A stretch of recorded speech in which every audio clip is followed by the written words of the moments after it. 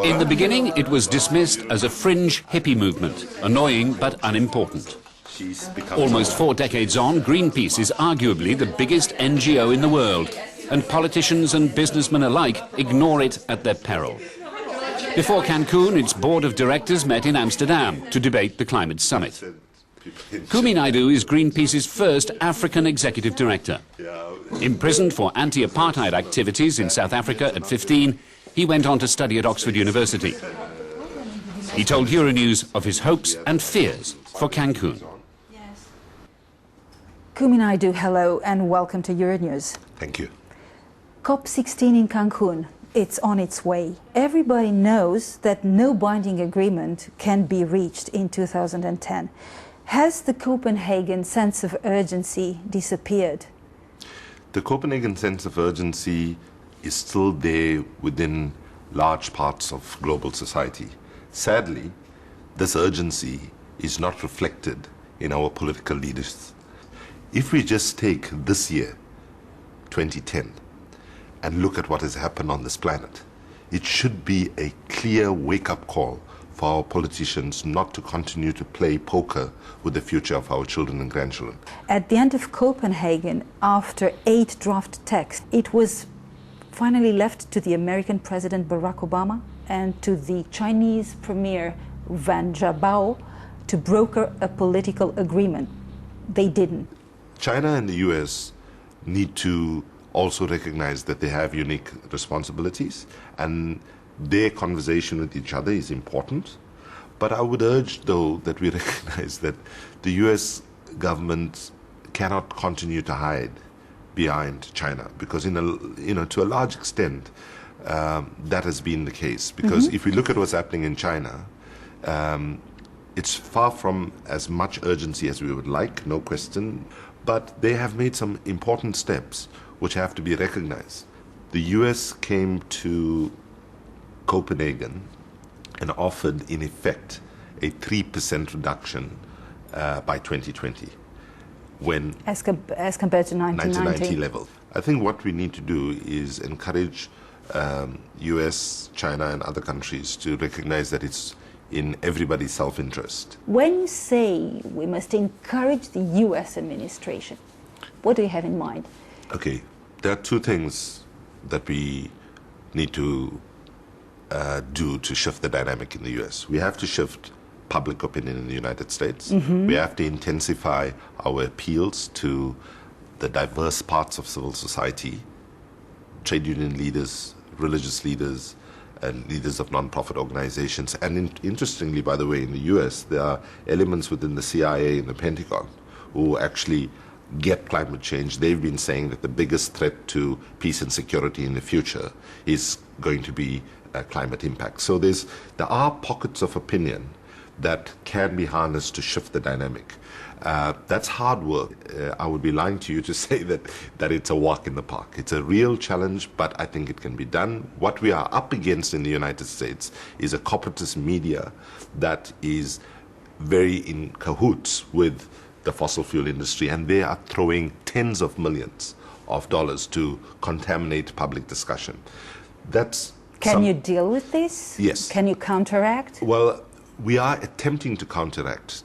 We are beginning to have success, but we're not there yet. We don't have an option but to invest very, very seriously in shifting public opinion in the United States, because is this one of your priorities, strategically speaking? I mean, is this our one US office next year will be waging, we already started waging a massive campaign against coal.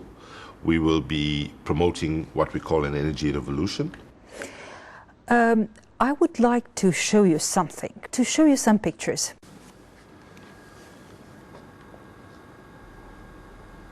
I would synthesize this like this: activists, Zodiac, up on the crane, spectacular gymnastics, important message. Are these pictures still telling Greenpeace's philosophy in a nutshell? It tells part of the story of what Greenpeace is today as we get close to our 40th anniversary. what is not really known is the whole range of work that Greenpeace does that might not be as sexy as those images are. We spend a lot of time working with governments and corporations around solutions. My vision when I came into Greenpeace a year ago was we needed to do two sort of contradictory things. On the one hand, we needed to intensify resistance to environmental destruction, and on the other hand, we needed to intensify dialogue. Sadly, the sort of main image, understandably, that the media captures is the more exciting, visible image stuff, and not so much the behind-the-scenes work that we are doing. When I went to Davos in January this year at the World Economic Forum, I was surprised about how many CEOs were willing to actually meet with me. And one CEO privately told me, some of us hope that by trying to get you at the table, we will not be on your menu. So is this a sign that they still fear Greenpeace's power to, I don't know, boycott? Just to give you an example, Nestle this year, we waged an online campaign on them because they were harnessing palm oil from newly deforested areas of the Indonesian rainforest, and we actually succeeded in getting them through the campaign to stop buying palm oil from newly deforested areas. Corporates that have a brand name and that rely on having a good, public reputation because they're selling products directly to the public, they obviously are more vulnerable to lots of power activism. But it's important that we note that some of the biggest drivers of environmental destruction and of climate change specifically are companies like in the US, the Coke Industries, KOCH. They are the biggest drivers of or funders of climate denialism, or Cargill, which is a big, massive food company that was one of the biggest drivers of deforestation in the Amazon through soya and production and so on.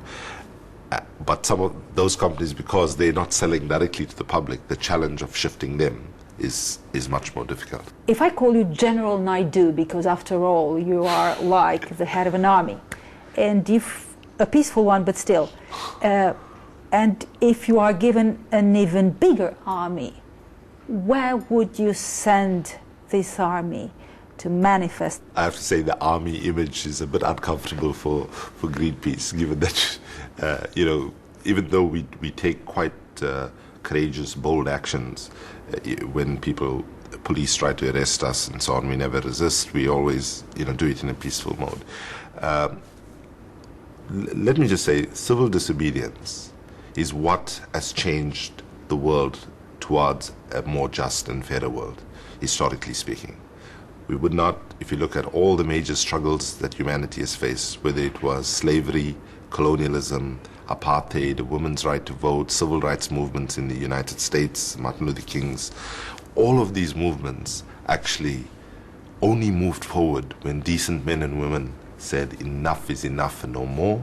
Greenpeace has been very influenced by the legacies of Mahatma Gandhi, Martin Luther King, and so on, in terms of using peaceful civil disobedience as a way to actually urge those with power to act more seriously. But at the end of the day, we also have to think about how we can show actions that have the participation of larger numbers of people. So, for example, getting to a point where we can have 10,000 people forming a human chain outside a coal-fired power plant, for example.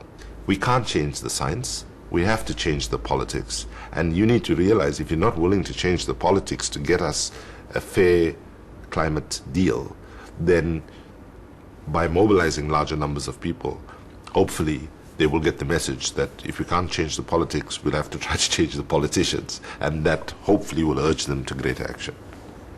Kumi Naidoo, thank you very much. Thank you.